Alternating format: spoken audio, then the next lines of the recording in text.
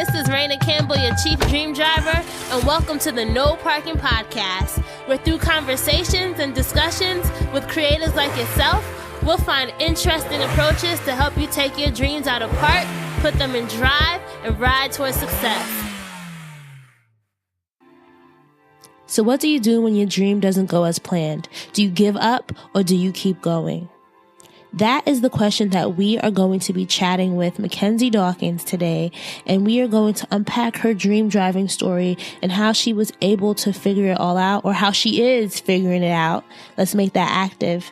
How she is figuring it out and working towards finding herself on this dream driving path that hasn't necessarily been the straightest. It hasn't necessarily been the happiest. It hasn't necessarily been the easiest. And there's been so many things that she has learned along the way that she really opens up about to you dream drivers. And I hope that you guys are able to appreciate all that she shares. Now, Mckenzie is a writer. She's a YouTuber. She's a social influencer who talks about self-love, body positivity, female empowerment, natural hair care. She also is a dancer, choreographer. Mckenzie's also a really good friend of mine. We both graduated from Princeton. I graduated in 2013. She graduated in 2014. And Mckenzie has been somebody who has been a great support to me in this podcast over the past year and some change. And I was so honored to have her on the show to share her journey, because I know her personally, and I know that talking about a lot of this stuff isn't always easy for a lot of people, and especially for her. And there are a lot of things that we talk about in this podcast that I think are very important for a lot of us to address, such as, lessons she learned in college and some of the things that she wished she could have done differently, or she may have done differently if she were able to do it over. She talks about launching her own blog, why dance was an important thread throughout her life, the importance of journaling, how she finally accepted her gifts and the suspicion that, she was special. We also talk about how the term just believe in yourself can sometimes be very isolating for people who that doesn't necessarily come so easy to, right? It's not always so easy to just believe in yourself, and Mckenzie and I chat about that as well. If you are listening and you feel compelled to share this episode, I beg you to please do so. I really appreciate when you guys are on social. Make sure to follow us at Dreams and Drive. Tweet about the episode using the hashtag Dreams and Drive. Share your favorite points. Make sure you go into our show notes page. You can find us at www.dreamsanddrive.com and click on episode 83 to get all the show notes. You can watch Mckenzie's YouTube channel. You can check out her dance performances, check out her blog, all that good stuff. Our show notes page has everything there, plus a lot of tweetables that you can share on your own social media. So make sure to do that and make sure to go to the site. There's so many things that we need to talk about that we don't. So I hope that this episode brings awareness and encourages other people to talk about things. This journey isn't always the easiest, but I really hope that you guys in this episode just feel inspired to keep going. Hi, Mckenzie. Thank you so much for joining me for this episode of Dreams and Drive. Hi, Rena. Thanks so much for having me. I am so excited to chat with you, and dream drivers listening in. Me and Mckenzie go way, way, way back. We go back to, I guess your freshman year at Princeton, and right. I was a sophomore, right? Mm-hmm. Yeah, and we met, you had auditioned for Black Arts Dance Company. Y'all didn't take me. Listen, it wasn't up to me. And you know what's funny now? Like, I don't even remember, why didn't we take you? It wasn't even like you couldn't dance, because you were a bomb dancer. I don't know. You know how auditions can be. Yeah. But the time, though, I was like, haters. But you did come back and you auditioned for the spring, and we took you then, and we've been family ever since. So it's just been so I'm so excited to just have you on the show to kind of talk about your journey and everything that you've been up to since then. And we'll get into all of that later on. But, I love to start the show with going back a little bit. So close your eyes, Mckenzie. Okay. Tell me, what inspired you as a child? So if I had to say, who was Mckenzie, the little girl, what would you tell me? I would say I was inspired by dance as a child. Obviously, I danced in college and I still dance now. But that is something that I remember of my childhood, where it was something that felt very honest. And it was kind of like when I danced, I felt the most myself and the most free and the most cool and all the things that I wanted to feel in other areas of my life, but I couldn't, you know? So, dance gave me that place where I didn't have to pretend and I didn't have to second guess myself so much. So I feel like dance inspired me, obviously movement wise, but also just in terms of being a bolder type of person. I didn't always necessarily translate it to, you know, other situations, but when I was dancing in the studio, I always felt like badass, you know? So I feel like I would say that inspired me. Did you take dance classes as a kid? Yeah, I did. So I originally grew up in Brooklyn until about 6th grade. And I went to an after school program at a church called Vanderveer. And they would pick us up from the different schools in New York City. And then we'd go back to the church. And after you finish your homework, you could do sports or you could do dance. I think there's probably other activities, but I obviously did dance. So that's kind of my mom had put me in ballet for like 5 minutes when I was like 3, but I was too young at the time to appreciate it and I wasn't having it. So when I was like in elementary school going to the church after school center, that was kind of where dance became a regular part of my life. And then as I moved in 6th grade, I moved from Brooklyn to Hackensack, New Jersey. And then I found the Center for Modern Dance Education, which is around the corner from my house. And I took classes there all the way through senior year. So from 6th grade to senior year. So yeah, I've always taken some kind of class. I'm still taking classes. So yeah, dance class and workshops and all that has always been a part of my life. When you were younger, did you want to be a professional dancer? No, you know what's so funny is that I was having this conversation, I can't remember with who, but I was saying that when I was young, I never really realized that dance was a profession. And it's weird because I went to a school and obviously I had dance teachers. So it's like I knew that that was their job. But I guess beyond that, I never realized, like I never thought of, oh, the people who dance for Beyonce, the people that dance for Janet Jackson, that's like their career. It never clicked for me until I became, got to college and, as an adult realizing that that is actually like a whole other field. Like that's people's profession. So it's like weird. Even though I grew up dancing and learning from teachers, I never really thought of dance as like a profession, really. And I feel like growing up Caribbean too, I don't know about your family, but there were no professional dancers. Yeah, no, that was not a thing. It's like nurse, doctor, lawyer, engineer. That's about it. So I don't feel like those creative professions are really the first thing that comes to mind when you come from a Caribbean family, at least not in my experience. So maybe that also is why I didn't think of it as something that I could, aspire to be. It just wasn't even something that was on my radar. It was just something I like to do, and I did it after school, So what was the dream back then? Oh, I remember having a list of things like, I was never that kid that knew exactly what they wanted to be, but I wanted to be everything. So I remember I wanted to be a nurse because my mom was a nurse, and I wanted to be a veterinarian because I loved animals, and I wanted to be a swimmer because I love swimming. Like, I was that person that I remember I had a whole list of things I wanted to be, not really understanding that, you can't have, not that you can't have multiple things that you do, but you can't be a professional swimmer / veterinarian / nurse, Wait, who says you could? Well, I guess so. But traditionally, it doesn't usually work out that way. But yeah, so I never had that one thing that when I grow up, I want to be X. For me, it was more like, I want to do this and I want to do that and I want to do that, So you went into Princeton, you came in 2010, right? What was that like? Why did you choose Princeton? So that's a weird story because I did really well in high school. I was always that person who, studied hard and got good grades. And so I ended up finishing second in my class. And, everybody's applying for colleges, and I had applied to all my colleges. And my English teacher at the time, his name was Mr. Fair, my senior year English teacher, he asked me, oh, when do you hear back from the Ivies?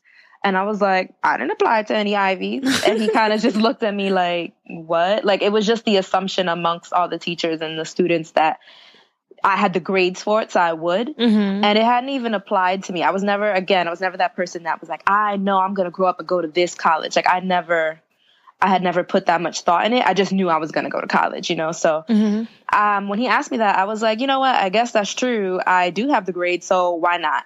So on a whim, I applied to Princeton and Yale, I think. Yeah, Princeton and Yale. And again, it was not out of some like, oh, I really just dream of going here. It was just kind of like, hey, I have the grades. I might as well, didn't think I was going to get in, but I'll shoot my shot and we'll see what happens. But at that point, I had already been accepted to University of Maryland, College Park with a full scholarship and everything. And I had visited the school and I was in love with it. I had a really good stay over like the weekend. And I was like, I'm going there. It's paid for. I'm going there, And then lo and behold, I got my acceptance letter from Princeton. And then it was like, oh, damn. Now I have a decision to make. So how did you make that decision? That was hard because, I asked my mom not what to do, but like, just you want to know, like, you kind of do want to know, what should I do? Like, it's a big deal. It's Princeton. But I had found this other school that not only did I really like the environment, but it had a journalism school. And at the time, I really thought I wanted to do journalism. And it was paid for, So it was very hard for me to feel like I knew that, like, I was making the right decision one way or the other, because even though I loved UMD so much, I didn't want to be the girl that turned down Princeton, And my mom, she has never been the type of person to make my decisions for me. So she told me, she was very reluctant. Like, I remember she just wouldn't really give me that much input. And I remember at the time it frustrated me because I was just like, I want to know what you think, but I think she was probably trying to let me make my own decision. And so ultimately, as you know, I went with Princeton just because, honestly, it's probably the name, and just the thought of security, having job security, having a top tier education. And just trying to set myself up for graduating and giving myself the best chance that I could. So yeah, I ended up going with Princeton, and it was not a decision that I felt super excited about. It wasn't a decision that I was like, oh my God, it was just a decision that I made. And I feel like this could be we could do a whole podcast about Princeton. I feel God. And do you ever feel like, especially being a Black woman, everybody wants to know, like, what was your Princeton experience like? And it's like, it's complicated. It's complicated, right? And to be honest, it's like not something that I get excited to talk about. And I hate that, because I feel like I'm almost stealing that from people when they ask me, because they expect me to be so excited and be so chatty. And I'm just like, it was okay. And they don't really understand my reaction, because it's not the most excited. But yeah, I do find that I get asked that question a lot. And if you know how I know that a lot of students would say, when they get asked where you go to school, you say, in New Jersey, and that's it. And then you just kind of close down the door for conversation. Because it could either go one way. It could go oh my gosh, like, you must be the smartest person in the world. It's like, listen, my SAT scores were not that good. Like, and it's just like, people don't realize that you don't necessarily have to be a brainiac. Yeah, they think you're all like, just, genius savants. And it's like, no, I just did my work and I ended up here. I didn't know that I was going to get in. It was a surprise to me. You know what I mean? So people, they do look at you like, well, what's this mean? What's that mean? And I'm like, I don't know. So it can be a little bit awkward. I mean, I guess it's flattering, but it's a little awkward, because I know for me, I felt that expectation to like be the smart one. And it was just like, okay. And I hate, like, when I used to go, let's say, outside of the Princeton environment, let's say at internships or something, you then get labeled as Miss Princeton. Like, no, my name is Miss Campbell, not Miss Princeton. And it's just like, people then see you as a object and not a person. Like, this thing, here we have a Princeton alum. And it's just like, all right, okay. I feel like even in the college, when the transition from high school to college, I felt that from like the other people, like, when you go on your little school visit to the campus and you meet the other prospective freshmen. And I remember everyone's talking about, oh, like, what are your top choices? And it was like, oh, well, I'm choosing between Brown and Princeton and Harvard, and I'm choosing between Duke and like, it was all of that. And I was like, I kind of want to go to UMD, but I'm just checking it out. And then like everybody was just kind of like, oh, okay. Like, nobody really understood where I was coming from with that. Mm-hmm. And for me, it just never was really, I understood the accomplishment of it, but it never was something, it never was that real to me, I guess.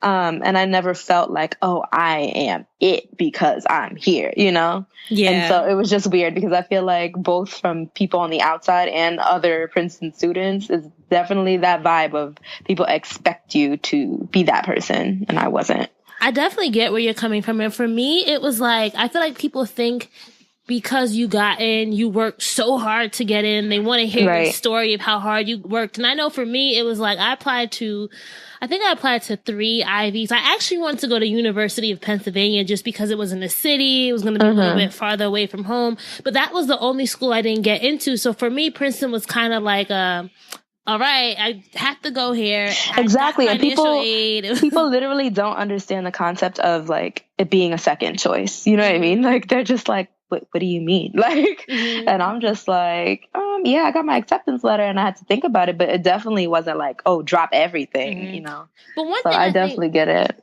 One thing for me, though, I will say is I'm beginning to realize, like, I guess because I was involved in a lot of things, like, the career services and I'm in an alumni group. Like, I now tout that Princeton badge because I'm like, let me say yes, I'm from Princeton. And I realized I did a career day the other day. And I realized that it's still inspiring to other people who want to be in your shoes, right? Like I was speaking to some kids in Brooklyn and when I said I went to Princeton, their eyes lit up and I'm like, wow, like I didn't realize, like to me, it may not seem that big, but to others, it's an aspiration. So sometimes it is good to kind of just embrace it. But we could talk about this forever, girl. We could make this whole podcast be about Princeton. But let's talk about, so you were an English major. Yes. During the Princeton years, what was the dream then? Did the dream change? Were you figuring things out? What kind of happened then? I was very much so figuring things out. So I mentioned that when I was in college, when I was in high school, English was my favorite subject, and the teacher that encouraged me to go or to apply Ivy League was my English teacher. So English was always my thing. Writing was always my thing. And so I thought, okay, what do you do with writing? And I thought you could be a teacher. That's the first thing that people think. Or you could be a writer, journalist, author. And so I kind of was like, yeah, I don't want to teach nobody kids. Like, I don't know why. I think it's a noble profession, but for some reason it just never appealed to me. So I was like, okay, writing, being a journalist. So that was why I applied to UMD. I had a very good journalism program, and Princeton, they had journalism courses, but they did not have a journalism school or a journalism, a real program. So that was another one of the major hangups for me when I accepted my offer to Princeton, because I was like, if I go to UMD, like I'm in a school, I'm on a track, you know what I mean? But when I go to Princeton, it's like English is the major. That would be the closest thing to what I, had thought that I was going to do. So when I went to Princeton, I was very much figuring it out because I no longer had like a journalism track. It was just kind of like I decided English, not because I thought necessarily, not because I felt particularly drawn to that major, but just because I was like, this is what will allow me to write, this is what will grow me as a writer. So that did definitely kind of complicate, I guess, whatever my bigger scale dream was, because it made it a little fuzzier for me. But yeah, so I just ended up choosing English because I like to write, and it was just as simple as that. That's kind of how I chose sociology. It was like, I don't want to do English because I like writing, but I don't like writing for grades. And I'm like, sociology is the next best thing. And for me, I was interning at CBS, as you may know, and there was no media track for Princeton. It's kind of like if you weren't doing like the top things like finance, economics, whatever, you kind of had politics. It was very make your own. Okay, exactly. It's like do it yourself, a DIY course. You had to kind of take the classes, try to get into how they had those courses that were like the special courses. And that's how it was for journalism and creative writing at Princeton. It was by like application and interview to get into those classes. And I remember for me, part of this was probably just being stubborn and part of it was probably just being lazy. But I was just like, every time course enrollment time came around, I was just like, why? I just want to pick classes. I don't want to apply to come into this creative writing program, or I don't want to apply to get into this journalism program. And looking back, obviously that is not the best mindset to have.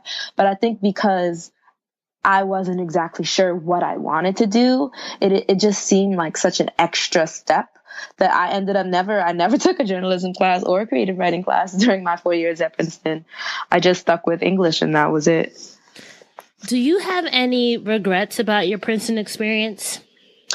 I struggle with whether I believe in the concept of regrets. Because, some people say, oh, I don't regret it. No regrets. And I don't know. Sometimes I feel that way. Sometimes I feel like if you knew better at the time, then you should have done better. But, what's done is done. I can say that I probably do think I should have put myself out of my comfort zone and probably applied to at least one of those like journalism or creative writing classes, just so I, one, would have just actually known what it was about, and two, just to see if I liked it.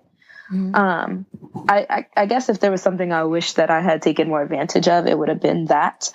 And I also wish that I had been just a little bit more aggressive in my education. Like I always got good grades. I always, pulled through and stuff, but there was office hours and this, that, and the other. I could have sought out mentors, and there's just other things that I kind of was either too scared to do or just not focusing in on for whatever reason. And I think part of that reason is Princeton wasn't the best social experience. Exactly. I was gonna say I wasn't thriving so much socially there, and so I think that kind of is just like, it isolates you in a way where you're not looking at how you can make your experience better. And I think I kind of, for a long time, I let it happen to me. Like I let Princeton happen to me instead of seeing what I could really take, like everything that I could take out of it. Obviously, I still left with a great education and everything, but I don't think that I made as much of it as I could or should have. So, I don't want to dwell on it and say, oh, I regret it so much. But knowing what I know now, I probably might do that differently. I think it's hard because I think we've had this conversation before. Like for me, Princeton was kind of like an extension of my high school experience. So there was a certain culture shock that I didn't necessarily have to go through. But I think I remember having this conversation with you, like, the people were just so different. I feel like Hackensack High was probably more diverse in some ways. And just the entire climate was totally not, it really was a bubble. But one of the things that I know for me really helped me was dance, right? Being in the BAC. And, you said earlier, dance was always something that inspired you. So maybe can you talk to us a little bit how dance in college helped you in some ways learn Mckenzie better? It definitely did. I feel like dance in college made my college experience, just because, like, you asked me if I had regrets. If I hadn't danced, I think it would be a regret. Like I just think that for me, BAC, it became like a family. It was an outlet, and it was the one area that I did push myself out of my comfort zone. Like I said, with academically, I always did my work. I always studied. I always got good grades. I never got anything less than a B during my time in college. But at the same time, I didn't go above and beyond. I didn't seek out a mentor, and I didn't attend as many office hours as I should or could have. And I didn't audit classes that I was interested in, and all those kinds of things. But in BAC, I did push myself. I pushed myself to dance more. I pushed myself to try different styles. I pushed myself to choreograph. I pushed myself to lead. So I think it was a lot more than just dance and an outlet at the end of the day. It became something that went from fun to something that went to stress. But in that stress, like, I definitely think that was where I developed most as a person, and just knowing my strengths and weaknesses and what I could handle, and surprising myself in what I could handle. So I think dance was a big component of me learning, dance is where I took the most out of my college experience, I would probably say. Yes. And Mckenzie, you are such a dope dancer. I still don't know why we did not take you. Like, I'm going to have to go into the BAC alumni group and be like, yo, why didn't we take Mckenzie her freshman? We don't need to see those, I know. those videos. No, and I just feel like I definitely agree with you. And it was just so, although I'm only 1 year older than you, I'm like, it was so good to see you blossom. But just watching all that you do through dance, I definitely see, like, when you're on stage, like, Mckenzie is the epitome of somebody who, like, all eyes are on you. Like, you command the stage, and there's just something about your presence on stage I think is inspiring and just, like, jaw-dropping. I feel like one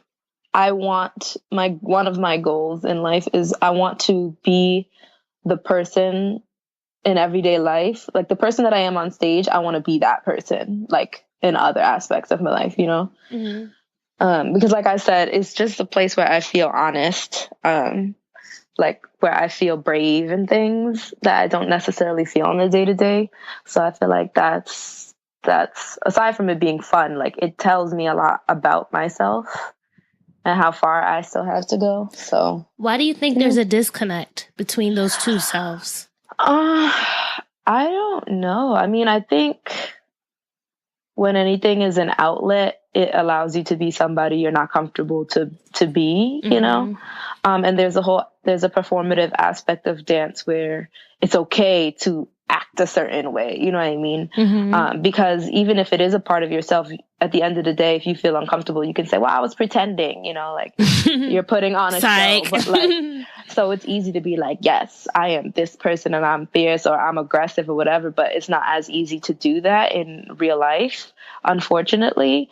But I feel like dance definitely shows me if you can perform it, then it's in there. It's in there somewhere, So it's definitely, even though it is pretending or performing to a certain extent, it's definitely something that's real. I just think maybe the creative aspect of it allows you to be more vulnerable. And I wasn't always like that. And I still have a long way to go in terms of dance. I am not like a fearless dancer in every aspect, I still get uncomfortable taking classes outside of my style, quote unquote, or like freestyling still terrifies me. So even within dance, even though dance is a place where I feel like honest and brave, I still have room to go there. So, it's just a process, I guess. And I feel like there's a talent with being able to go there, because not everybody, like some people can dance and it can show no emotion, right? And like no matter how much you want to put the emotion there, you just can't get it. Like I know for me, like it's very hard for me for my face, all the practices, like Rena, fix your face. I'm like, I can't fix my face. It's stuck like this. So you can. It's just it's just really a matter of being open to it, I think. And we all are open at different degrees, So that's true. So let's fast forward a little bit. So Princeton is done, graduated 2014. Hallelujah. Right?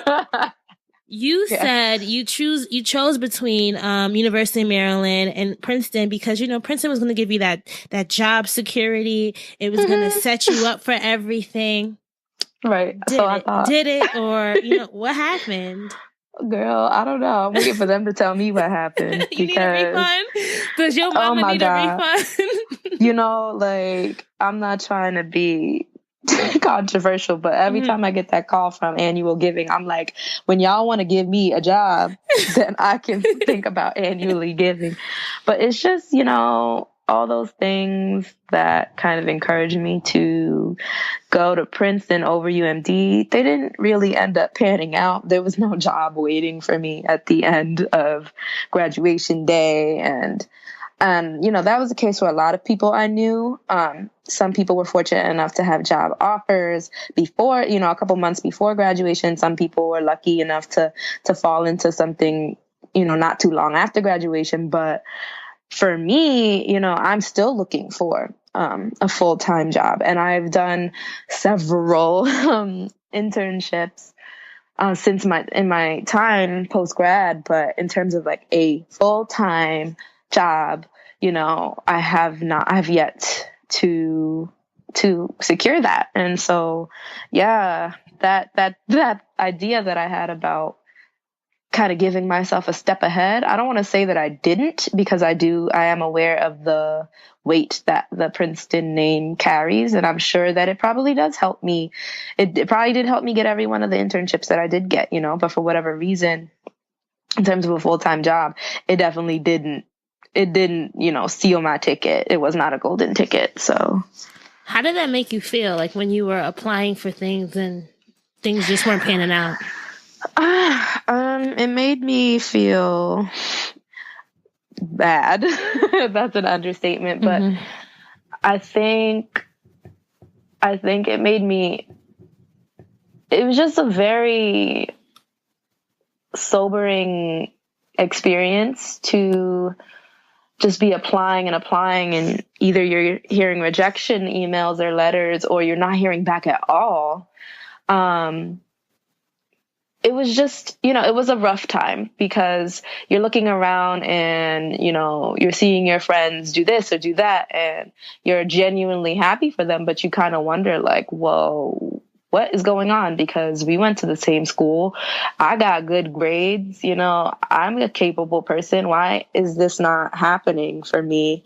And then it turned into something where I ended up blaming myself, because my thing was, growing up, my job was always school. Like, I was in a family, some people just out of necessity, they have to get a job or two jobs, whatever, to not only support themselves, but to contribute to their home. And my mom made it very clear. My mom has worked very hard, and my brother had some jobs in high school growing up, but I never did. I had, a summer job once, but I never really had like consistent jobs where I was always working, and I never had to. I was never pressured to. For me, it was like, your job is to do well in school. Your job is to get these grades. Your job is, to be a student. And so I did that, and I did that job very well. But then because of that, I guess, I don't know, my mind just wasn't, it's almost like, what I said about dance and me dancing my whole entire life, being surrounded by dance and never considering the fact that it could be a profession. It's the same way that I was always surrounded by academia, surrounded by people who were doing internships and having side jobs and working at Frist and, all those kind of stuff. But for some reason, it just didn't click to me, to go out and look for those things on my own.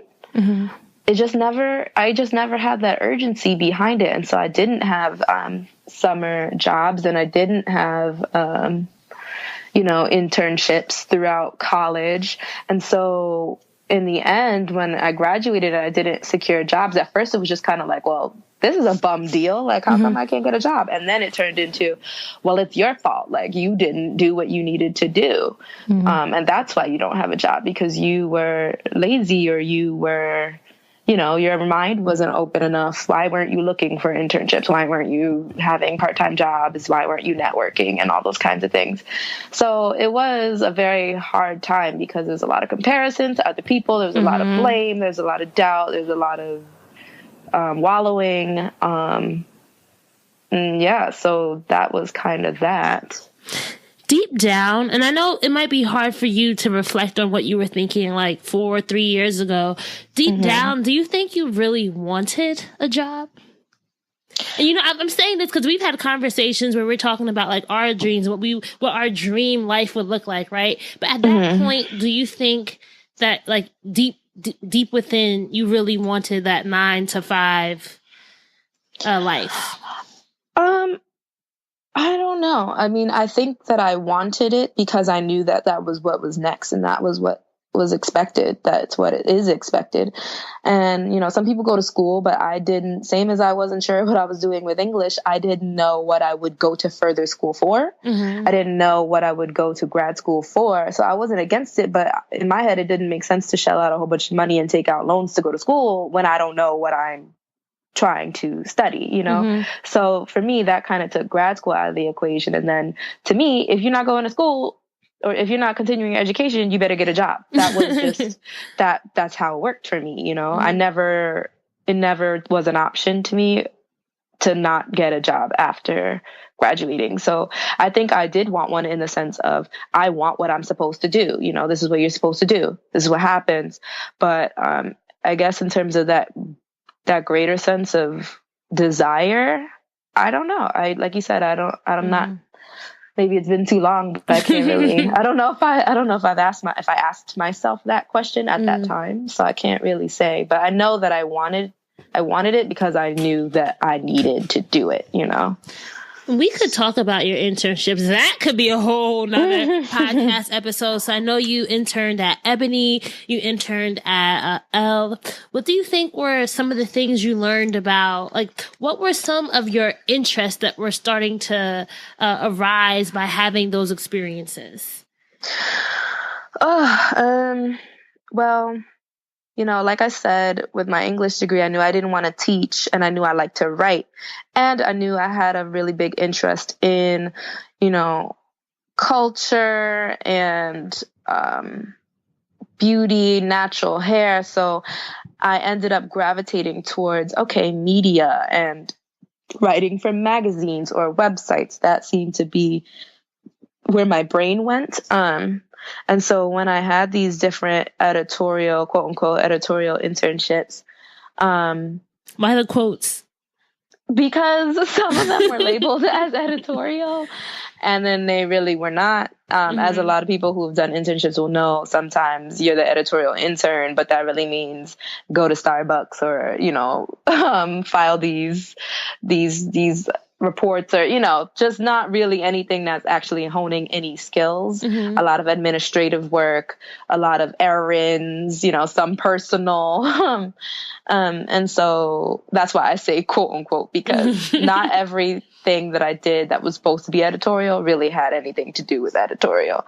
And so I think that because of that, a lot of what I took, or maybe even most of what I took from my internships, was not necessarily a skill set in that field, but more learning how to navigate people and different personalities, and learning what I could take and what I couldn't take, learning how to speak to people who, maybe were treating you poorly, just all those things. I feel like I would say that I learned the most about, I guess, navigating personalities in a professional setting, more so than I learned anything further about, yes, this is the industry that I want to be in, I know one of the highlights of me watching you blossom, right, was when you got to do that Instagram, was it a Facebook Live with Tiana Taylor? That was pretty cool. Yeah.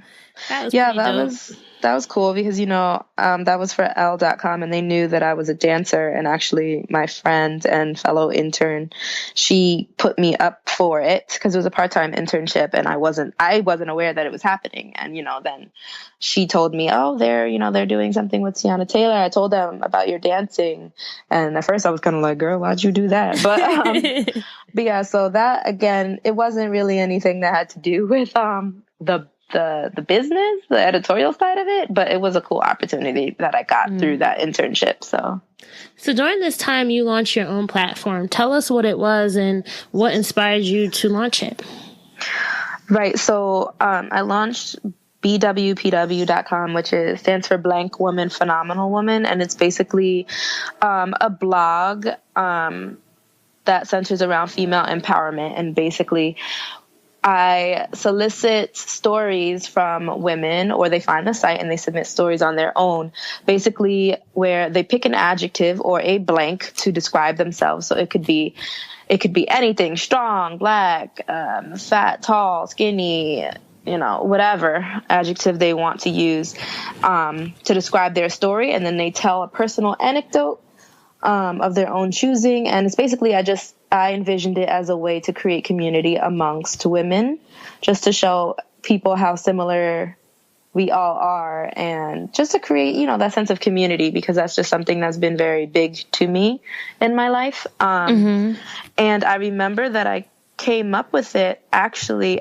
on the heels of a really rough time, because I went to a networking event. I volunteered to help out with the orchestration of this networking event. It was by Find Spark, and they have an event. I believe it's annual. It might be a couple times a year. I'm not sure, but it's called Hustle Summit. And it's basically they just get a whole bunch of different reps from different companies, media companies, every kind of company.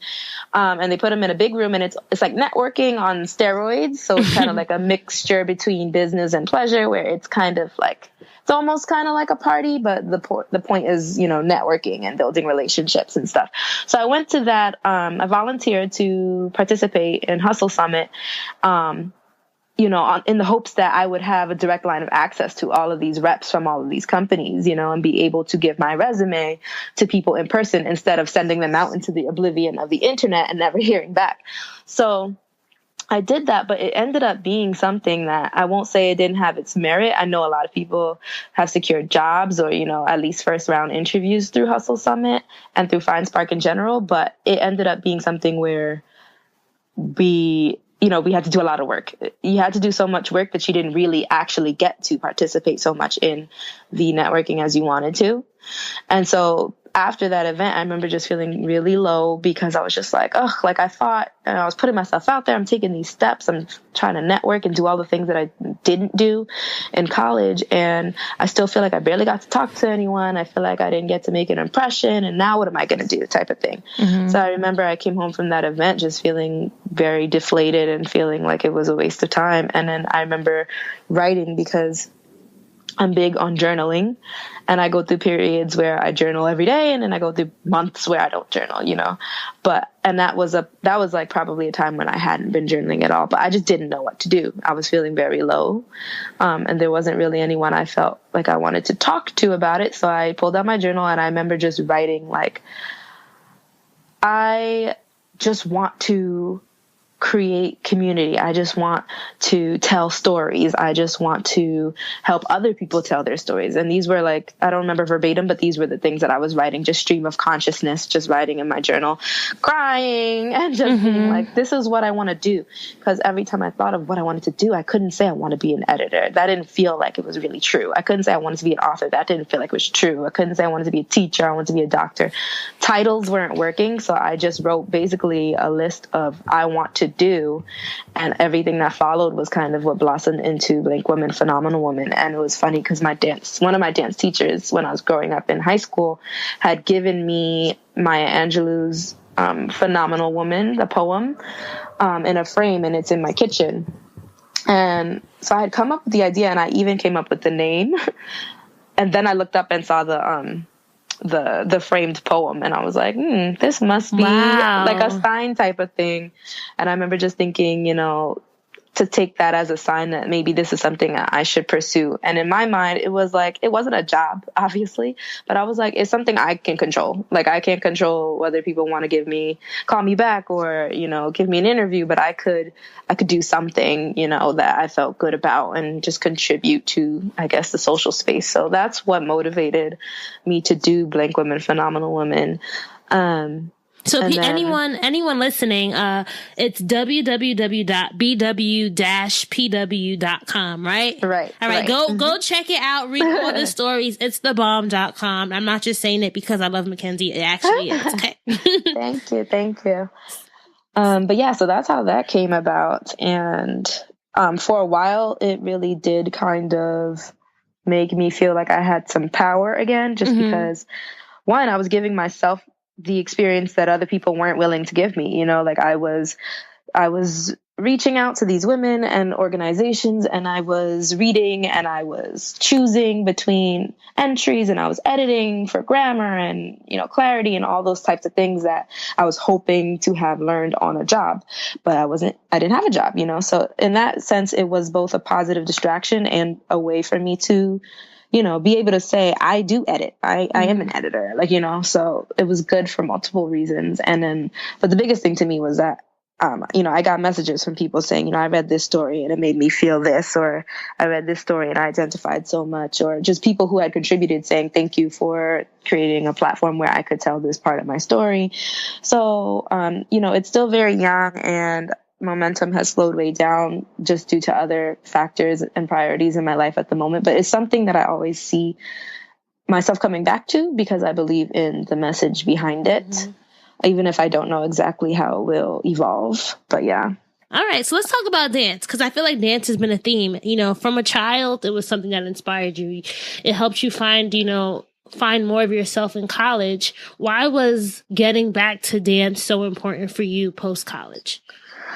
Because I've never not danced. And the only time in my life that I can remember not dancing was that freshman fall semester. Girl, sorry. No, it's fine. And I remember, like, you know, I didn't get into BAC, but then like all my friends did that auditioned with me. And so I remember it just being a lonely time. I remember just feeling sad because I was also at this new place that, you know, the workload was stressful and it didn't feel like a home yet at the time. And so I remembered what it felt like not to dance. And then when I graduated, I didn't have like school curriculum and all that to distract me. It was just like, get a job. And because that wasn't working out, you know, I was feeling very low and I was like, you know, I need to do something for me so that I don't go crazy and I'm not just applying to jobs 24/7. And so, my friend and, you know, fellow Princeton classmate, Jordan, he was also on BAC. He told me, well, when we were on BAC, we had a performance where we had been able to watch a performance of Project D, a team called Project D. And at the time, you know, I liked the performance, but I didn't know that there was this whole dance community. Like, you know, I knew that there were dance schools and I knew that I danced in college, but I didn't know that after college that people were on teams. I really didn't know anything about that. And so Jordan told me, you know, when we were graduating, Project D is not too far from you. You should, you know, we should audition. And I was like, I ain't auditioning for no dance group. But, you know, in my heart, I was very intrigued. And so I was like, okay, I'll do it if you do it. And then I looked them up and it was so funny because their studio, they've since switched towns, but their studio was in a town that was 10 minutes away from the house that I grew up in from 6th grade to like the end of college. So it was just funny that I never knew about them. I never knew they were 10 minutes away the whole time I was growing up, but they were. And so once I figured out that they were only 10 minutes away from my house, I was like, okay, girl, you have no excuse but to go audition. But then, you know, Jordan was supposed to audition with me and the commute ended up being too unrealistic for him. And so he was like, you know, I'm not going to audition. And I was like, you're not auditioning. I'm not auditioning. But luckily I ended up just getting over myself and I went alone and I was scared and this, that, and the other. And that's how I ended up on Project D. And it was just a very happy addition to my life in the midst of like post grad, like, I don't know if I want to say depression, but, you know, I was definitely feeling very low about a lot of things for a lot of reasons. And Project D was something that gave me an outlet and gave me new friends and, you know, just helped me build my confidence back up. Why do you think it's so important for us to find those outlets when we're experiencing these moments of low? Because I think it's not healthy to just sit with those thoughts, you know? And I think for me, I've always had an outlet, whether it was dance or whether it was writing in my journal. Like, I need to get it out because if you sit with it, it'll drive you crazy. And it was driving me crazy because I was sitting with it and I just kept, you know, I was dwelling on all the negatives, like, oh, another rejection. Oh, I don't hear back. Oh, I'm never going to get a job. I'm never going to do that. And it's just like, it wasn't a good place to be in. And without an outlet or an environment to kind of be creative and show yourself that you can do things and remind yourself, like, you know, life is still good. You know, I can still move. I can still like dance, you know, I'll always have that. That is just, I think, is very critical. I think it's funny because when you feeling low or depressed or whatever, you don't want to do anything. Like, you know, it's so easy just to let it like swallow you and not do anything. But I think that's the time when you need to do the most. So I'm glad that I ended up like having the courage to audition for Project D on my own. Cause I'm not that person. Like, I'm not that person to go somewhere with a whole bunch of people by myself without a friend. You know what I mean? And even though I thought I was a good dancer, I wasn't the most confident dancer. I'm still not necessarily the most confident dancer, more so than I was before. But you know, I wasn't walking in like, oh, I'm going to get on. Like, you know, I had watched several of their videos and I was like, I can't do this. Like, it's funny because I laugh about it with like teammates now where I'm just like, I really looked at their videos and was like, yeah, you're tripping. Like, I can't do that. But, you know, I ended up doing it. And I just feel like it's a testament to, you know, when you're feeling the least like doing things, that's when you need to get up and do things. So I think that's why it's important. It's vital to have those outlets, because if not, you will just kind of spiral to a bad place. And something you said that I want to go back to is you said you knew you were a good dancer, right? And I feel like that's a statement within itself, because sometimes a lot of us don't want to accept or don't want to acknowledge what we know we're good at, right? Like, how did you know you were good, and how did you come to accept that and be able to say, yeah, I know I'm a good dancer? Because you can know that you're good and not be confident, but just knowing that you're good is something that I think is important for us all to kind of accept, like accepting our gifts. I think that's a good question. I don't really know when the moment was that I felt like I knew I was good. And even now when I say that, it does kind of make me cringe a little, and it shouldn't, but it does it's something that I haven't grown 100% comfortable saying.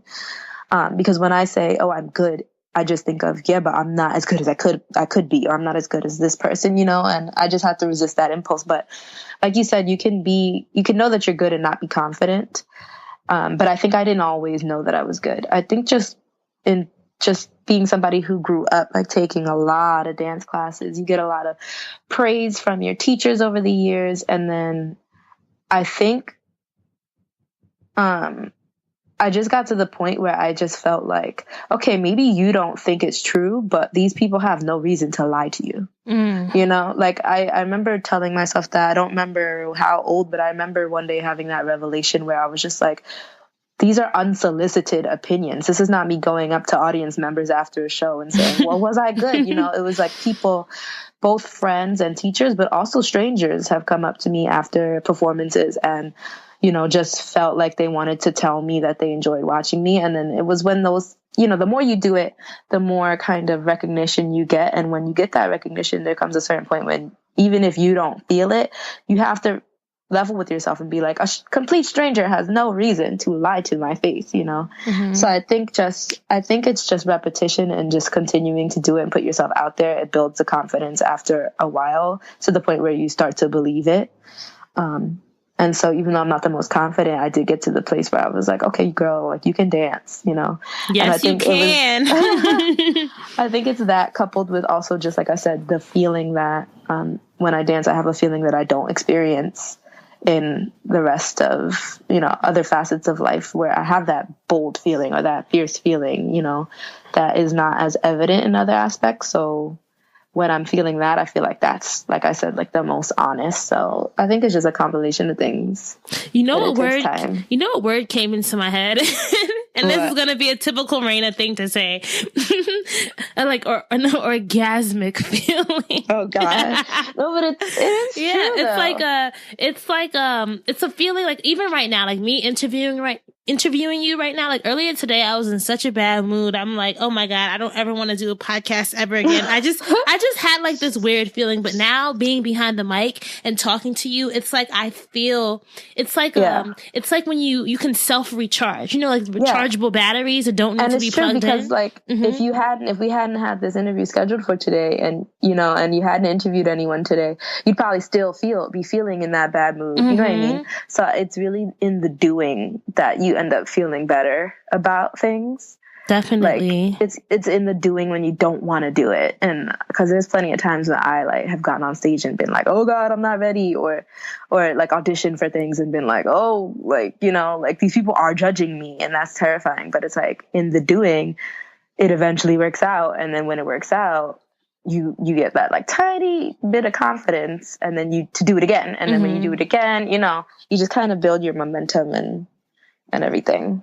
So I keep trying to remember the conversation we had in the Cheesecake Factory last year, and I can't remember it. And it was like, we had a good question that we both came up with, like, how do you know when blink, blink, blink? And I can't remember it. Do you remember it? I don't remember everything, but I remember, I don't know if you're going to remember, but I remember we had that, this is a weird thing where we were talking about where, have you ever had a sneaking suspicion that you're special? Yes. Do you remember when we talked about that? Okay, yeah. Keep going. I'm switching it over to you.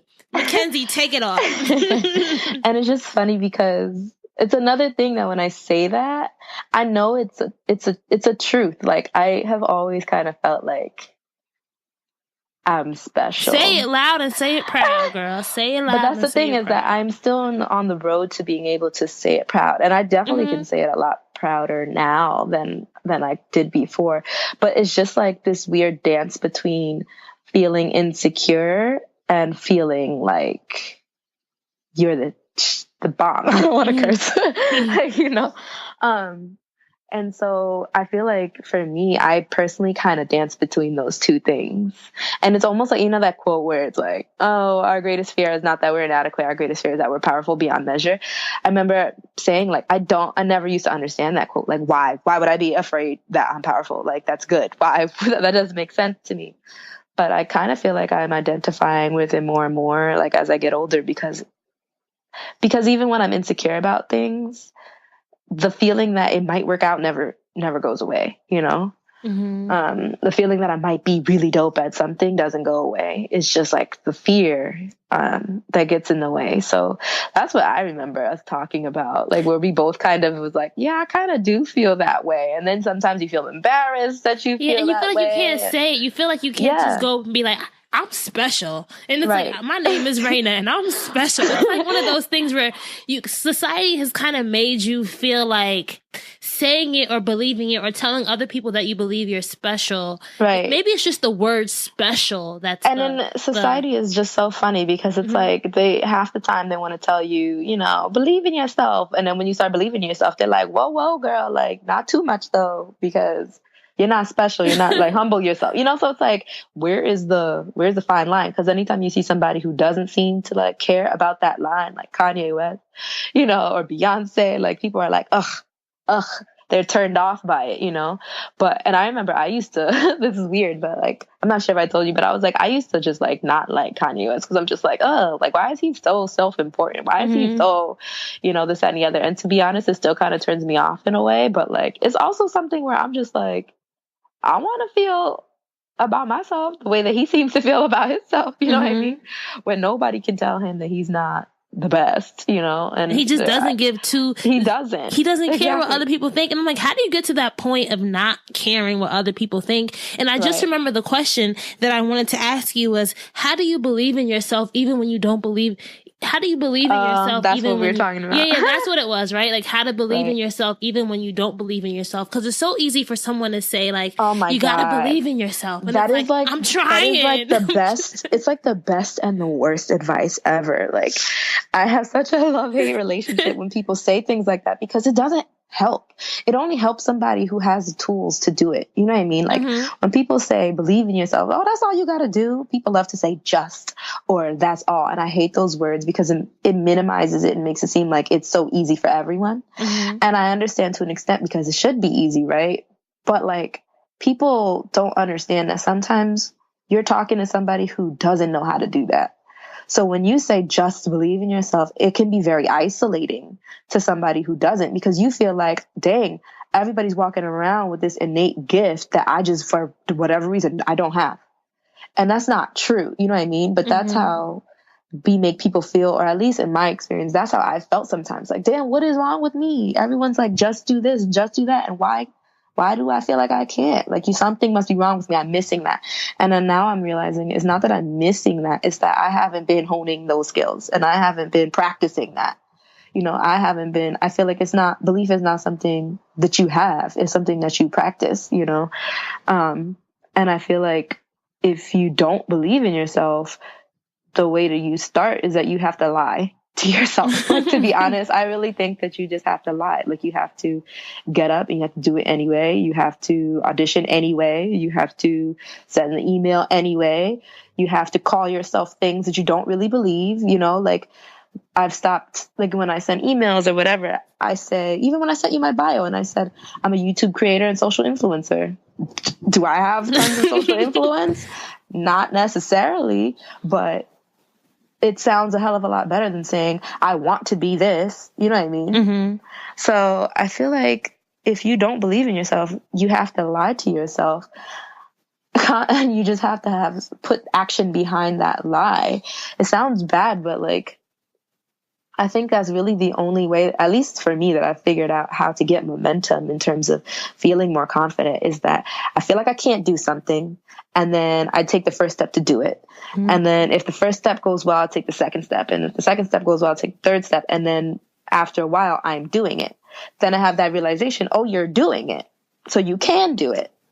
And then once you're doing it, you get better at doing it, you know? And so I really just think it starts with just a little white lie. And it's okay, because you'll feel like, oh, I don't believe it. And it's fine. Nobody has to know that. Nobody has to know that you don't believe Nobody it. Nobody has to know, as what you call it said. What's that song? Nobody has to know. Okay, no. That's the wrong feeling. My bad. But it's so true. Like, oh my God. It's true in everything too. Like, even girl, when I'm like, cause I'm trying to get fit and healthy now. And it's like, when I look at all the weight I want to lose and everything, I'm like, girl, how am I supposed to do this? And when I get on the treadmill, I don't feel like I'm going to have abs one day, you know, but I tell myself, you can have abs one day.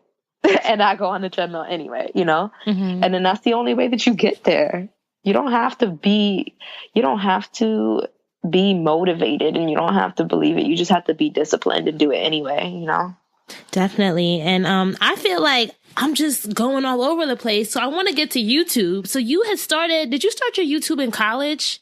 Or was it after college? I started my YouTube channel in college, and at the time, you know why I started? Well, disclaimer, Mackenzie's also a bomb makeup artist. Like, she can do everything. Like, she does really great makeup for herself. Okay, so yeah, back to the story. So basically, when y'all did not take me into BAP, and I was sad because it was the first time in my life that I wasn't dancing, I decided, okay, I need a hobby, because I can't just go from class to the library to the dorm, from class to the library to the dorm. I was going to go crazy. So I decided I'm going to teach myself makeup, and I would go on YouTube and I'll watch a whole bunch of beauty gurus, and I would just test things out. I bought like some little cheap makeup sets from like Coastal Scents online for a couple bucks, and then I would just end up practicing, and you can see the results of all of those like embarrassing experiments on my Facebook somewhere in an album that doesn't need to resurface. But that's how I kind of got interested in makeup, because in high school I never really was that girl. Like, I would wear like a little sparkle sometimes, but I wasn't really into it. So in college, that's when I got into makeup. And then eventually I just was like, well, YouTube seems fun. That seems like it could be cool. I'm not even sure really what made me want to do YouTube. I guess just because the fact that I was just watching so much of it.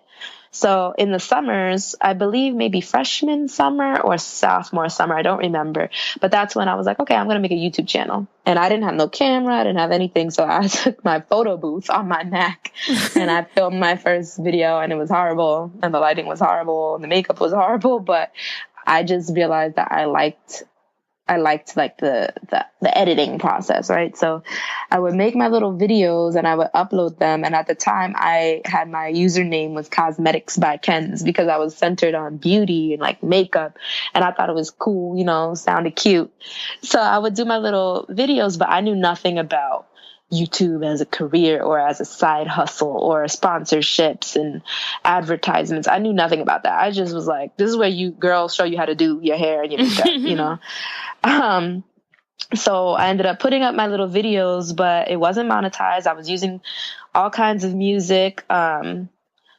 And I was getting views, but I wasn't checking them. I wasn't checking my subscribers. I liked to do my makeup, and then I liked to record it and put it up. And that was it.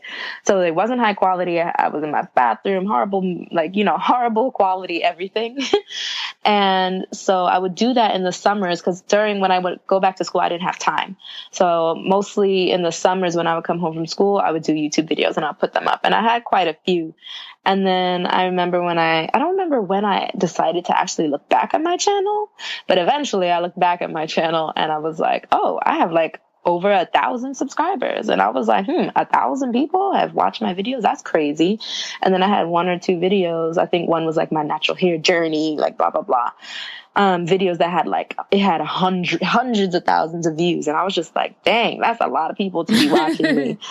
And then, after college, I ended up going natural. And then, so at that point I was watching a lot of YouTube videos, and instead of watching makeup gurus, I was watching natural hair gurus. And so again, I was like immersed in that watching YouTube as TV type of thing. Mm-hmm. So I was watching so much of it. So I think that's when I started learning, like, oh, these girls have 1 million subscribers. Oh, wait, she doesn't have a full-time job? Oh, YouTube is her full-time job. Oh, you can make money from doing this. I feel like it just all I became exposed to the business side of it. And so I kind of said, well, I'm on my natural hair journey, and a lot of people ask me about my hair, this, that, and the other. Why don't I try to take it seriously? And so I started my YouTube, or I started paying more attention to my YouTube, and I knew that it was something I wanted to do. But for whatever reason, the job hunt, blah, blah, blah, dance, I was in a super competitive team. We were rehearsing a lot, and I didn't put the time into my YouTube. So it was just there. I knew I wanted to get legit with it one day, but I wasn't making any moves towards it. Right. And then I don't know why, but eventually I was just like, what happened to that? Why don't you do that? Mm-hmm. It would be something fun to do. Again, I think it's kind of similar to how I was feeling with Blank Woman, Phenomenal Woman, where I was just like, things aren't going my way. I don't really have a lot of control over stuff, and I want to have something like a project to work on, to put my energy behind. And so that's when I decided, it was about maybe 4 months ago now, to really start up my channel, but this time make it legit. And so it was Thanksgiving, and I was like, I'm gonna hit these Black Friday sales, and I'm gonna get me a ring light, because that's what everybody has, the little light in their eye. Get the ring light, and I'm gonna get a nice camera, and I'm gonna be legitimate, and I'm gonna teach myself about editing iMovie, because iMovie's free and I don't have $300 for Final Cut yet. Mm-hmm. But yeah, so that's when I got serious about it. I got my equipment, I got my little setup in my room, and ever since then I've been doing YouTube with the goal of creating community again, but also just trying to see where I can go with it, and if I can make money from it, that's great, and so that's where I am now. I still really enjoy filming. I enjoy editing. I eventually want to get into vlogging and all that kind of stuff. I just like the YouTube space. What excites you the most about your journey to come? In regards to YouTube? Yeah. I think what excites me is just realizing that I'll have a platform to put a voice to a lot of the things I've been struggling with. Because right now, I do want to make it a side hustle, so I'm trying to be business minded, and I'm trying to, do all the things you're supposed to do, build your audience, stay consistent, only give them what they're asking for, which at the moment is natural hair. That's why I'm building my base. That's what people want to see from me. And I love natural hair, and I enjoy talking about it, but I know that that's not all I want to talk about. I know that eventually I want to talk about, health and wellness. I want to talk about self-love. I want to talk about body positivity. I would like to introduce my own, health and fitness journey onto YouTube eventually. It's a little sensitive of a subject, but I know that's something I want to venture into. I want to venture into anxiety, just talking about all those kinds of things. So I think that's what excites me the most, that once I build up my base a little bit, and once I feel like the time is right, that I'll have a platform not only to be like, oh, be cute and do your hair, but to actually maybe share some words or some thoughts that might help somebody who's feeling bad about the same things that I was feeling bad about, because I know how much YouTube helps me when I watch other people's fitness journeys, or I watch other people talking about post-grad depression or whatever, there's a million different little subsections on YouTube, and I kind of want to touch on as many as apply to me in my life. So I feel like that's what's the most exciting to me. Not the money aspect, because it's not a get rich quick scheme at all. But just the aspect of knowing that I will one day have a platform. Even I check my numbers and I'm like, wow, I'm almost at 5,000. That's 5,000 people that are watching me. I don't know 5,000 people. And that's just very humbling to me, very exciting to me, because that's a bunch of people that I'll be able to I'll have a direct line to almost, so that's what's the most exciting to me about the YouTube thing right now. And 5,000 people know you, girl, and they're tuning in and they're excited for your content and more. And there's just, it's just so, and I keep saying this, and I'm always telling you, I'm always like texting you different things. I even feel bad about some of the experiences you've had before, because I've known I've helped you got some of those internships. And I'm my God, Rena has been the plug. Oh my God, y'all don't even understand. Like almost so many of my internships I've come across because Rena put me onto a connect or a they didn't post always or something. pan out to be the best ones, though. It's fine because I've learned, Yeah. I think I'm learning also what I don't want. Mm-hmm. So what do you think are some of like the challenges you're currently working through with just figuring it all out? Because, this whole conversation, we've just been keeping it real about, it's not always so pretty. And it's really not. People don't talk about, like, there's going to be times when you just don't want to do anything. And like, what have been some really, some challenges that you're experiencing now that you're working through? Oh God, a lot. Mm-hmm.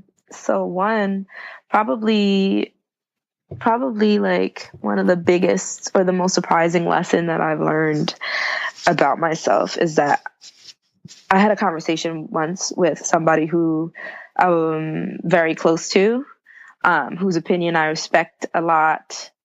And he told me, or he asked me, do you think you're afraid of hard work?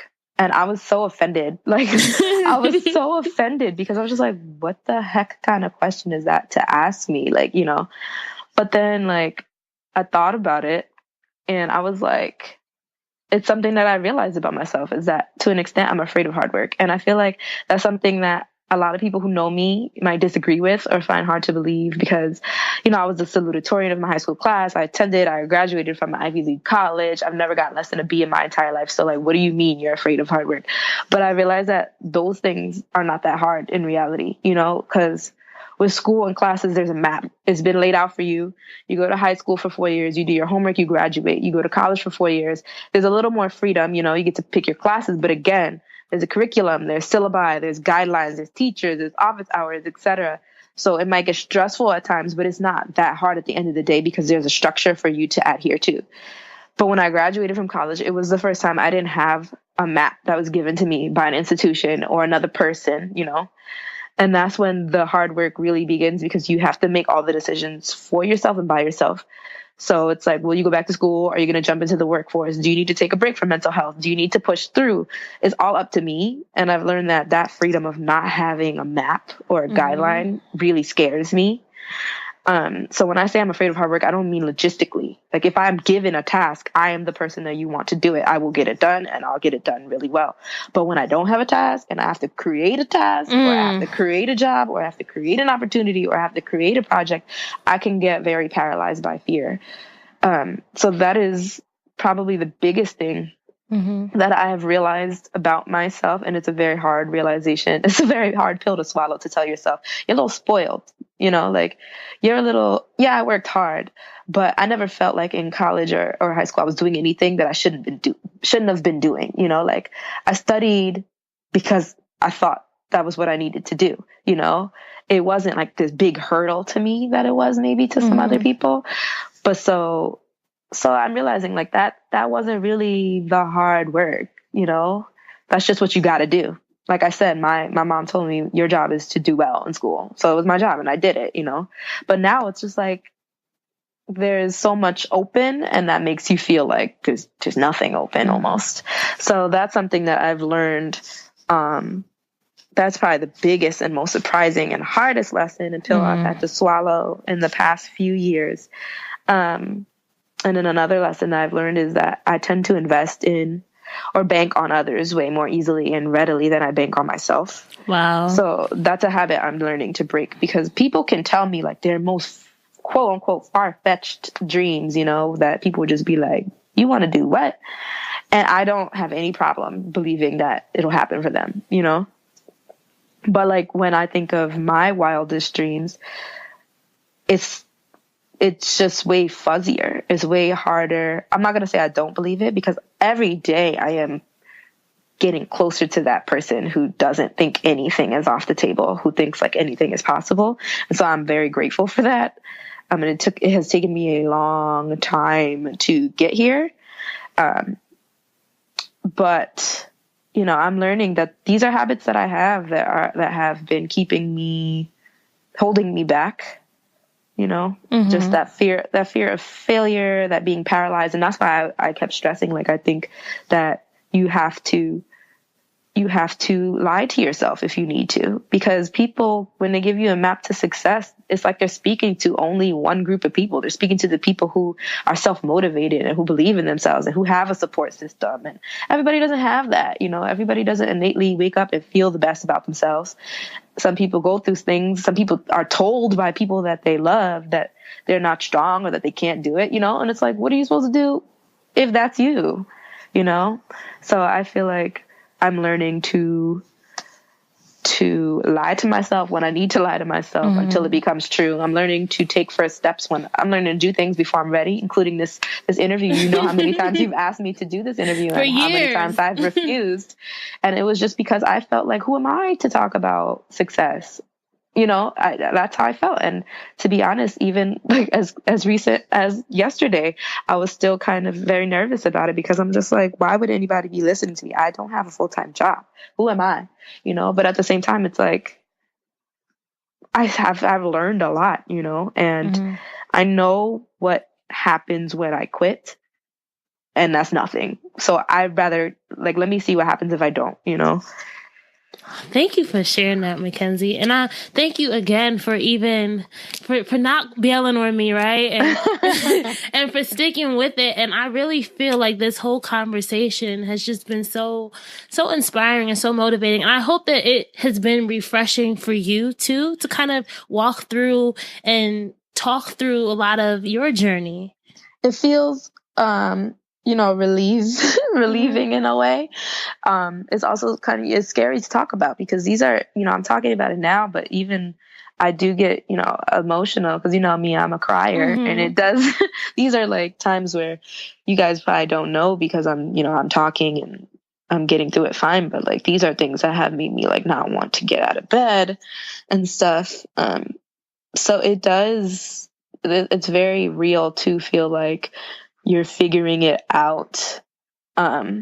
But everybody's figuring it out, and you should never feel like just because other people have certain tangible accomplishments that you don't have, that they haven't figured all out, So, I'm just trying to tell myself, all things in due time, that I'm exactly where I should be in my journey for whatever reason, even if I can't see that or can't trust in that right now.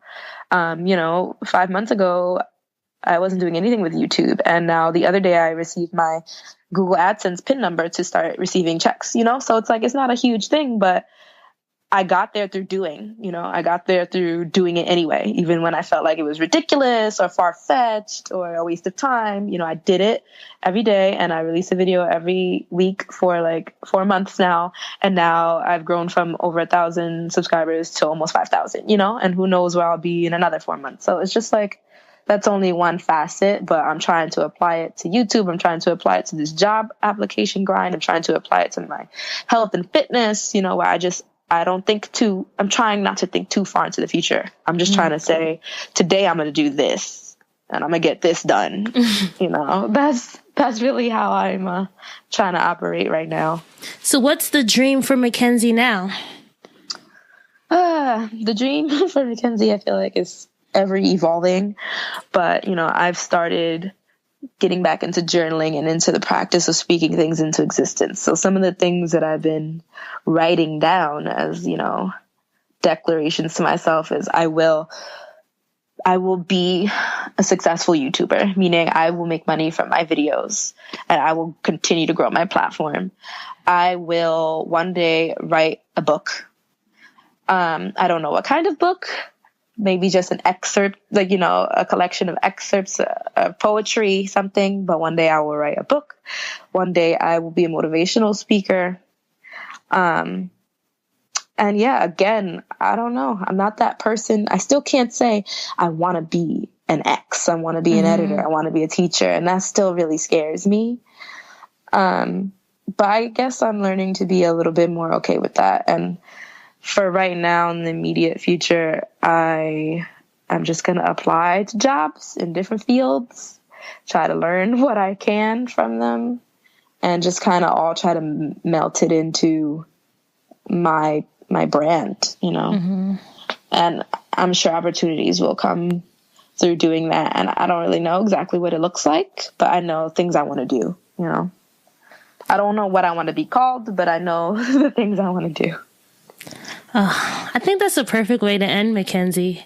Thank you so much. Let's get into our lightning round. Are you ready? Yeah, sure. So as you know, this part of our interview, I'm going to give you a prompt, and I want you to tell me the first word that comes to mind. And remember, this is going to be sticking with our whole dreams and drive metaphor. Okay? Mm-hmm. All right. So the first word is park. Being stagnant or stuck. Reverse. Regression or cowardice. Neutral. Resting, taking stock of your situation before you move on. And then drive. Bravery. Okay, girl. And if you want to be a dream driver, you have to have your keys to success. So, Mckenzie, tell me 3 things that you think every dream driver needs in their toolkit before they hit the road. I think the first thing is discipline, because I think it's way more important in my eyes to be disciplined than to be motivated. Motivation is she's fickle. But discipline you can depend on. Second, I would say learning how to say yes to things that scare you. If you don't want to do something, it probably means that it's time for you to do it. And then a true support system. It could be a family member, a friend, a partner, a mentor, God, whatever, your journal, just someone or something who can tell you that you're strong and that you will do everything you want to do, even when you don't believe it and even when they don't believe it. That is so important. I think that support system is something that a lot of people don't think about. They think, I could do it all by myself. And sometimes you can't. Like, sometimes you really need that pillar that you can hold on, that, you know, that shoulder to cry on, that shoulder to lead you to the bed so you could cry in the bed. You know, it's like, it's so important. So important. Mm-hmm. So you've been part of my support system. So thank you, Mckenzie. And you have been a part of mine as well. And I'm going to stop sending you opportunities that end up not being so good. No, send me all of them. I'm trying to apply to everything. So continue to send me that. Where can our dream drivers find you online if they want to connect and check out all your stuff or submit stories? So you can find me on Instagram and Snapchat at Kenzie_Kens1. That's all my social media pretty much. You can find me on YouTube at Kenzie Kens. If you just search Kenzie Kens, I should pop up. I'll be the girl with the red hair. And if you want to follow Blank Woman, Phenomenal Woman, which is my female empowerment blog, if you want to contribute, you can go to BWPW.com and you can search Blank Woman, Phenomenal Woman on Facebook. Yes, and I will link to all this stuff in the show notes, and I'll also link to one of your dance videos because I have to, and you're just so bomb. I wish I could dance like you. We have to meet up to dance. Yes, we should do Cakes and Heels together. That should be something that would be really fun. All right, well, one last question for you, Mckenzie, before we sign off. When you feel like giving up, what keeps you going? Oh, God, I feel like giving up so often, but I think what keeps me going is what we talked about, that belief that I'm special. It's not always a loud belief. And I saw something, I think it was Steven Spielberg or something. He was saying that pay attention to the thoughts that whisper to you. Your purpose doesn't always yell. And I'm so sorry. Write that down. I'm so sorry if it's not Steven Spielberg. I think it was him, but it really might not have been. But he said that, and it really stuck to me that, you know, your purpose doesn't always yell. Some people grow up and they say, I want to be a nurse. I want to be this, you know, and I was never that person. Like I said, I had a list of a million different things, and I feel like that's probably why I'm in the position where I am now, you know, because I've never been that person that like had a title that screamed to them. So what keeps me going is just that belief that I have a purpose. I'm special. It might be quieter than I would like it to be. It might be harder to see, but it's there. And then also the fear of disappointing myself and my loved ones. I I don't want to be the reason for my own unhappiness, And I've also learned there's something that says, when you're lazy, you're disrespectful to the people that believe in you. And that motivates me a lot too. And then I guess practically tools that I use to keep me going are prayer, writing, and visual stimulation.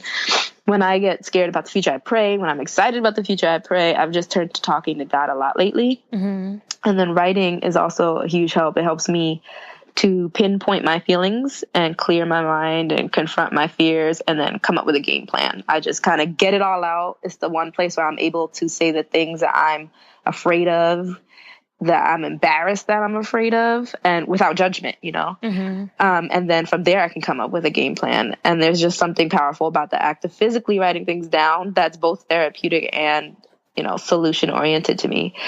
And then lastly, just for visual stimulation, I've become very big on hanging things on my wall, be they inspirational messages or positive reminders, photos of friends and loved ones, just things that remind me what I have to be grateful for and what I want out of life. So, I just remind myself it's true that it might not work out if I've tried, but I've done the not trying thing. And that definitely doesn't work. So what do you have to lose? Giving up, it eliminates the possibility. So you can't give up. Thank you, Mckenzie. Thank you times 1,000. Thank you times a billion, a trillion. I'm done. Thank you for having me. I'm glad that I ended up doing it, even though I feel a little shaky, knowing that people will hear this. But, it's literally the most honest that I've been outside of my journal, about all of this stuff. So your journal won't judge you, and we won't judge you either, girl. So I appreciate it. All right, so that's a wrap for episode 83. I hope that you enjoyed listening to Mckenzie's dream driving story and her keys to success. Now, if you are in park, reverse, neutral, this stage of your dream driving story, and you're not necessarily sure if you should, give up or keep going, I hope that this episode really encouraged you and inspired you and made you know that you are not alone and that a lot of us are out here trying to figure it all out. I'm trying to figure it all out. I don't have this whole dream driving thing down packed. I think, having dream drivers to talk to every week has helped me, but I'm definitely a work in progress. We're all works in progress and we all can do it. If you want today's show notes, you want to check out Mckenzie's YouTube, her dance stuff, her blog, make sure to go to dreamsanddrive.com and click on episode 83 and you can get all the show notes, all the links there. We also have a lot of quotables from this episode that I would love for you guys to go online and share. If you are not already subscribed to the Dreams and Drive channel, wherever you're listening, make sure to hit that subscribe button so that you get notifications every week when we have a new episode. I love it when you guys are sharing, when you guys are talking about the episode, when you're commenting on stuff. I'm always on social, trying to talk back, trying to engage. This Dreams and Drive community is growing so much, and I couldn't be any more appreciative of everything that you guys do for it. I really appreciate it all. Keep dreaming, keep driving, and we'll chat again in episode 84. You are going to hear from a fabulous woman who talks about her journey building a media career in a world where people like her, people who look like her, aren't always accepted, where it's not always easy to be a media figure. And I won't say too much, but this is another episode that I know that you guys are going to enjoy. So we'll chat then.